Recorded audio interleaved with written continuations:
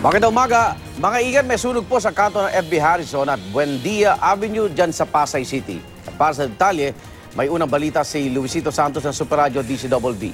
Luisito?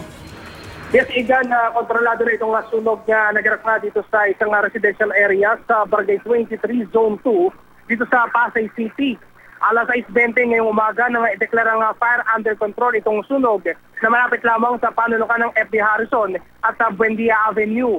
Kwento ng nasunugang residente na si Noemi Pebenito, nagising na lamang siya kaninang pasado alas 5 ng umaga matapos nagisingin ng mga anak dahil nasusunog na ang bahay ng kanilang kapitbahay. Dahil pawang gawa lamang daw sa kahoy, yung karamihan sa mga bahay dito ay mabilis naman itong kumalat sa mga katabing bahay. Lumalabas sa inisyal na investigasyon ng mga otoridad na nagsimula ang apoy sa inuupahang bahay ng isang Lindon Tongko sa bahagi ng David Street. Wala daw kuryente sa bahay ng tenant kaya posibleng pinagmulan ng apoy ay napabayaan kandila.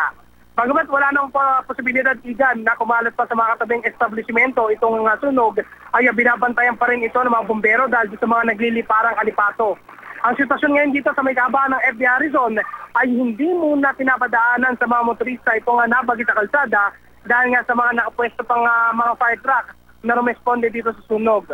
Hindi bababa sa 30 bahay itong natupok sa sunog kung saan nasa 60 pamilya naman ang nawala ng tirahan. Wala namang nasugatan o nasawi dito nga sa nangyari sunog sa Pasay City. Balik sa iyo, Igan. Luisito, kamusta traffic dyan? Ang traffic dito itong FB Harrison, hindi mo na siya nadadaanan sa mga motorista. Ang sitwasyon naman dito sa may kahabaan ng Buendia, kung ikay manggagaling dito sa may bahagi ng Makati area going to Rojas Boulevard, ay moderate naman. Like to moderate ang traffic.